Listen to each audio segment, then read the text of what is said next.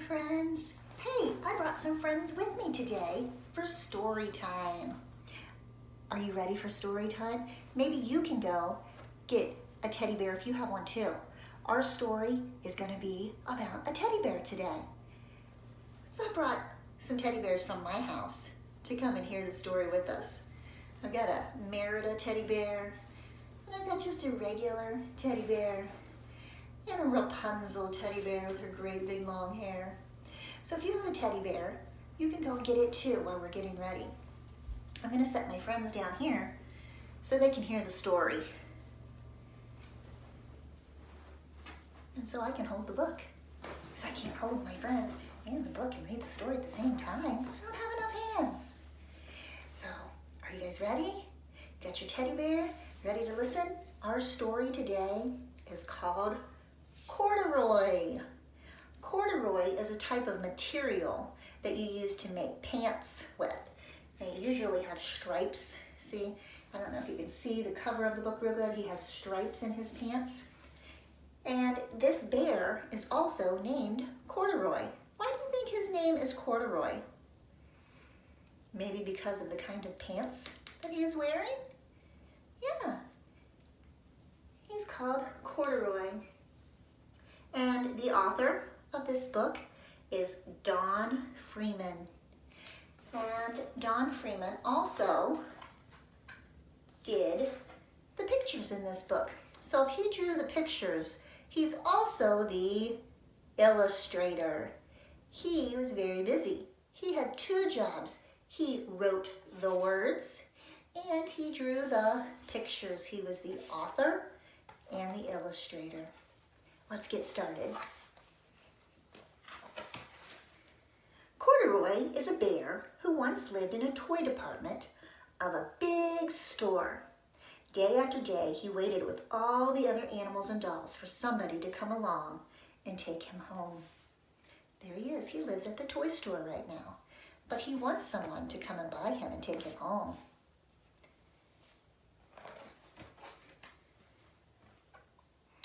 The store was always filled with shoppers buying all sorts of things, but no one ever seemed to want a small bear in little green overalls. Overalls are the kind of pants he's wearing. They're made out of corduroy, but they're called overalls because they have those straps that hold them on. Do any of you have overalls? I bet you do. I bet some of you do. You might call them bib overalls. And he has overalls. And one morning, a little girl stopped and she looked straight into Corduroy's eyes. "Oh, Mommy," she said, "look, there's the very bear that I always wanted." "Not today, dear," her mother sighed. "We've spent enough money already. Besides, he doesn't even look new. He's lost a button on one of his shoulder straps." Did you notice that? Look at his straps. This one has a button, but this one is lost. Oh no, the little girl's mom said, "We don't want to buy him. His pants are broken." Corduroy watched them sadly as they walked away. He didn't get to go home with her today. "I didn't know I lost a button," he said to himself. "Tonight, I will go and see if I can find it." I wonder where his button could be. He didn't realize he had lost it. So late that evening, when all the shoppers had gone home and the doors were shut and locked, Corduroy climbed carefully down from his shelf and he began searching everywhere on the floor for his lost button. There he goes. He climbed off the shelf and now he's looking for the button. Remember, he's in a store, so there's lots of things in the store. Do you know what this thing is back here? These stairs, do you know what they're called? Sometimes you might go into a big department store and see stairs like that move. Does anybody know what kind of stairs those are? Suddenly, he felt the floor moving under him. They moved all by themselves. Quite by accident, he had stepped onto the escalator. Can you guys say escalator? Yeah, those are the steps that go all by themselves. Sometimes when you go to the store or the aquarium, they have escalator stairs. And you don't even have to step on them. You just get on and it takes you all the way up or all the way down, all by themselves. And then he got on and he went up. Could this be a mountain, he wondered? I think I've always wanted to climb a mountain. Is that a mountain? No, that's just the escalator. But you know what? Corduroy has always lived in the department store. He doesn't really know what a mountain looks like. He knows that they're big and you have to climb up them. So he thinks that could be a mountain. It's kind of like a mountain. They're similar. And he stepped off the escalator as it reached the next floor. And there before his eyes was the most amazing sight. Look at all the stuff. Tables and chairs and lamps and sofas and rows of beds. This must be a palace, thought Corduroy. Oh, I guess I've always wanted to live in a palace. A palace is another word for a castle. Do you think he's in a castle? It's got lots and lots of things like a castle, doesn't it? And he wandered around admiring all the furniture. This must be a bed, he said. Oh, I've always wanted to sleep in a bed. Where did Corduroy sleep? On the toy shelf. He didn't have a bed.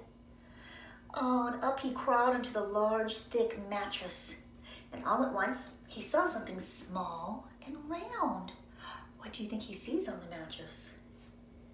Do you see those? What's it look like? Why, there's my button, he cried, and he turned to pick it up. But like all the other buttons on the mattresses, it was tied down tight. He couldn't get it off. It was sewn on there. And he yanked and he pulled and he used both paws until pop! Off came the button and off the mattress Corduroy toppled. He pulled so hard, he pulled himself off of the mattress and bang! Right into the tall floor lamp, and over it fell with a crash. I bet that was a loud sound. Corduroy didn't know it, but there was someone else awake in the store. The night watchman was going on his rounds on the floor above, and when he heard the crash, he came dashing down the escalator. He's the night watchman. Do you know what his job is? His job is to make sure that the store is safe and secure and that no one is messing around in the store at night. Now, who in the world did that? He exclaimed. Somebody must be hiding around here. Oh no. Do you think Corduroy's going to get in trouble? Do you think the night watchman will find him? Do you see what he has in his hand? He's got a flashlight. Why do you think he has a flashlight? Because I bet at night, all the lights are off in the store, right? Just like at your house. When you go to sleep at night, you turn the lights off. The stores turn their lights off too, so the night watchman has to use his flashlight to see what's going on. And he flashed his light under and over sofas and beds until he came to the biggest bed of all. And there he saw two little fuzzy brown ears sticking up from behind the covers. Uh-oh. Who do you think that is? Well, hello there, he said. How did you get upstairs? Remember, Corduroy's supposed to be down in the toy department on the shelf. And the watchman tucked Corduroy under his arm, and he carried him down the escalator. And then he set him on the shelf in the toy department with all the other animals and dolls. He took him right back to where he was supposed to be. Poor Corduroy, he didn't find his button, did he? Corduroy was just waking up when the first customers came into the store in the morning.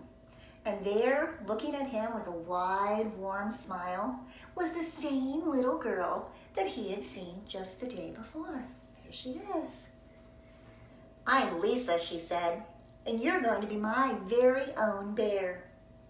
Last night, I counted what I've saved in my piggy bank, and my mother said that I could bring you home. Look at that. Remember, her mom said they didn't have enough money, but she went home and counted all of her own money in her piggy bank, and she had enough to buy him. All by herself. Shall I put him in a box for you? The sales lady asked. Oh, no, thank you, Lisa answered, and she carried Corduroy home in her arms. She wanted to hug him. She didn't want to put him in a box. And she ran all the way up 4 flights of stairs into her family's apartment and straight to her own room. Now she's going upstairs, but they're different. They don't move like that escalator. These are just regular stairs up to her apartment. Corduroy blinked. There was a chair and a chest of drawers, and alongside the girl-sized bed was a little bed just the right size for him. And the room was small, nothing like the enormous palace in the department store. This must be home, he said. I know I've always wanted a home. And Lisa sat down with Corduroy on her lap, and she began to sew on his overalls. I like you the way you are, she said, but you'll be more comfortable with your shoulder strap fastened. Look at that. Now, remember Corduroy when he was in the store, he said he always wanted a bed? Now he has his very own bed and his very own room with his friend Lisa. It's not as big as the department store, but it doesn't have to be. You must be a friend, said Corduroy. I've always wanted a friend. Me too, said Lisa, and she gave him a big hug. The end. I really like that book. I really like that book because Corduroy and Lisa were able to be good friends. Lisa did a nice thing. She went home and got all of her money and bought that bear all by herself so she could take him home and love him and give him his own room and his own bed. And he was so happy. And I love this story because I love teddy bears. Remember all my teddy bear friends that were here with me to read the story? And I'll get them all up here again so you guys can see them and tell them goodbye. Bye, friends. You can go listen to the story again with your friends. See how many bears you can find at your house. Bye, friends.